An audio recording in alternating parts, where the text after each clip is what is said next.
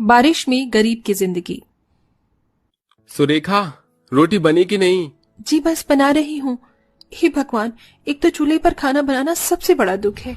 अरे बहू, अगर ताजी रोटी बनने में वक्त लगेगा तो रात का बचा जो रूखा सूखा है वही दे दे। हम दोनों बाप बेटे को खेत पर जाना है। तभी रसोई के अंदर से फीकी पुरानी साड़ी में बहू थाली में कुछ अकड़ी हुई रोटी, प्याज, मिर्च और नमक रखकर बड़े दुख के साथ परोसती हुई कहती है, ये लीजिए बाबूजी, जो था आगे रख दिया है। अरे इसमें इतना दुखी क्यों हो रही हो सुरेखा? हमको तो भगवान का शुक्रगुजार होना चाहिए जो उसने हमें इतना भी दिया।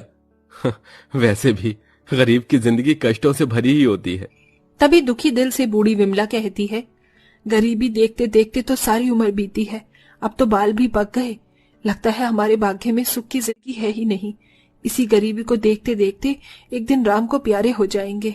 हे अम्मा, तुमको हमारी सौगंध, फिर ऐसा मत बोलना। अब कुछ ही दिनों का दुख है। एक बार हमारी फसल तैयार हो जाए उसके बाद सब कुछ ठीक हो जाएगा। अच्छा हाँ, अब हम जाते हैं।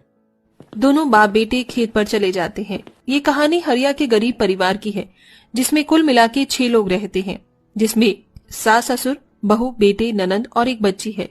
दोनों खेती बाड़ी से भरण पोषण करते हैं। मानसून का मौसम लगते ही बादलों का झुंड गांव में आने लगता है। नरेश जमीन में से एक आलू निकालता है। देखिए पिताजी, इस बार के आलू तो कितने अच्छे और बड़े हो गए हैं। ये तो अच्छे भाव में बिकेंगे। हाँ बेटा, अब ये फसल पूरी तरह तैयार हो गई है, इसको निकाल लेते हैं।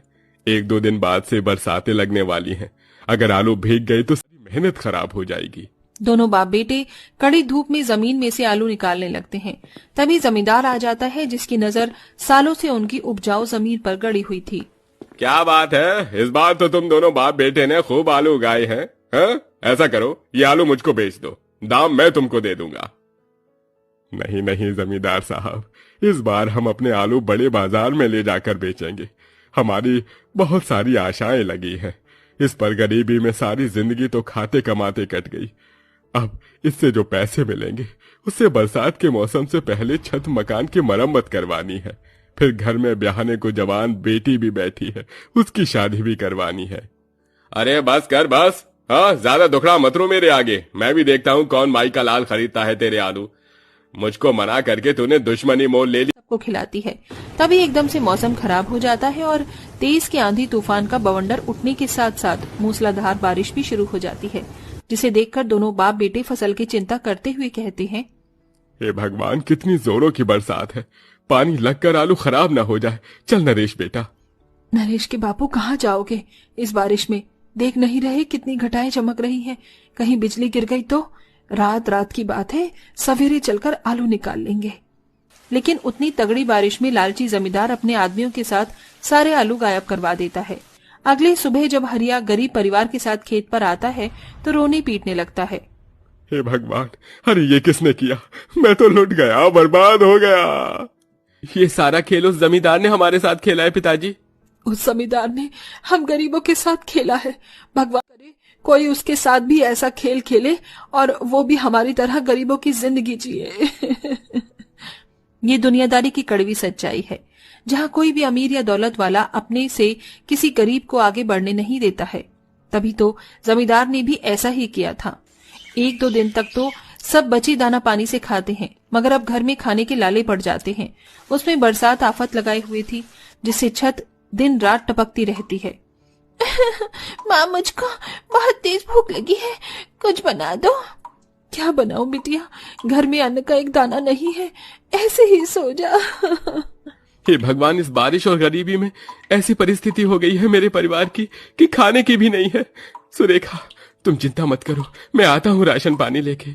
नरेश सीधा बनिए के पास आता है और असहाय की तरह हाथ जोड़कर कहता है, जय राम जी की लाला जी। अरे जय राम जी की नरेश, आ गया? हाँ, गरीब की औलाद उधारी मांगने। लाला जी, थोड़ा राशन पानी दे दो, मेरा परिवार भूखा है 2 दिन से, घर में चूल्हा भी नहीं जला। अरे देख भाई, राशन चाहिए तो रोकड़ा तो ले आ। वैसे भी बारिश के मौसम के चलते मेरा भी धंधा पानी मंदा है। कहते हैं ना, एक मर्द हर बार घर परिवार के हाथों मजबूर हो जाता है। नरेश बरसात में खड़ा खड़ा किसी भिखारी के जैसे हाथ फैलाकर विनती करने लगता है, लाला जी हाथ जोड़ता हूँ, पैर पड़ता हूँ, थोड़ा राशन पानी दे दो। अरे सर हट, वहीं जमींदार नरेश को लात मारता है, जिससे नरेश कीचड़ में गिर जाता है। कहा था मुझसे ना पंगा ले। अच्छी भली 2 टाइम की रोटी खा रहे थे, अब बारिश में भूखे रह के आ रहा है ना स्वाद, आ रहा है ना। साला ससुर का नाती। जमींदार और उसके आदमी जोर जोर से हंसने लगते हैं। एक गरीब की जिंदगी इसी तरह इम्तिहान लेती है। पेट के खातिर गधा मजदूरी करते हुए भी उन्हें अमीर लोगों की गालियां तक खानी पड़ती हैं। उसमें सबसे ज्यादा दुख बरसात का मौसम उनके लिए बढ़ाता है, तो वहीं संपत्ति वालों के लिए यही बारिश का मौसम सुहानी खुशियां लेकर आता है। बदन पर जख्म खाए वो घर लौटता है, जहां पूरा परिवार बाहर खड़ा था और छत गिरी हुई थी, और डबडबाई आंखों से टूटे मकान को देखते हुए गर्भवती बहू सुरेखा रोकर कहती है, हे भगवान, अरे पहले क्या तूने कम सितम ढाए थे हम पर, जो इस बरसात के मौसम में घर छीन कर भी एक नया कहर तोड़ डाला है। माँ, अब हम कहाँ रहेंगे? हमारा घर तो टूट गया। गुनगुन, बुआ के पास आओ। अब क्या होगा? ना तो हाथ में एक पैसा है, न खाने को। कहाँ जाएंगे अब? तभी एक ऐलान जारी होता है। सब कोई ध्यान से सुन लीजिए, मौसम विभाग ने जारी किया है कि अगले 2 दिनों तक मूसलाधार बारिश होने की संभावना है, तो अपने अपने जान की सुरक्षा करें। पानी तेजी से कच्ची कॉलोनी की तरफ बढ़ रहा है। ये सुनकर सबका दिल बैठ जाता है। हे भगवान, अब ये क्या नया संकट है? प्रलय लाकर मानोगे क्या प्रभु?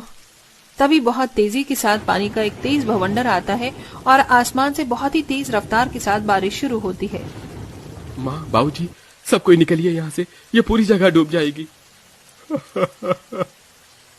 मगर हम अपनी जगह जमीन छोड़कर कैसे जा सकते हैं नरेश? एक एक ईंट मेहनत से लगवाई थी मैंने। पिताजी, जान बचेगी तो लाख हो पाएंगे, अब चलिए। अमीर लोग अपने पक्के मकानों के ऊंचे मंजिल पर चढ़ जाते हैं, और वहीं गरीब का परिवार अपनी जिंदगी बचाने के लिए बाढ़ से जूझ रहा था। जोर जोर की बिजली कड़कने के साथ पेड़ पौधे टूटकर गिर रहे थे। तभी पेड़ का एक हिस्सा टूटकर हरिया के पैर पर गिर जाता है। मैं फंस गया हूँ। पिताजी कोशिश कीजिए, लहर आ रही है। अरे नरेश, सबको लेकर जा बेटा, यही मेरा अंत है। तभी हरिया बाढ़ की लहर में समा जाता है। पूरा परिवार शोक में डूब जाता है। नरेश के बापू, कहाँ चले गए तुम? मुझको संगी ले जाते। माँ आगे बढ़ो, पानी बढ़ रहा है, मैं और किसी को नहीं खोना चाहता। बारिश के कहर में चारों तरफ त्राही त्राही मची हुई थी।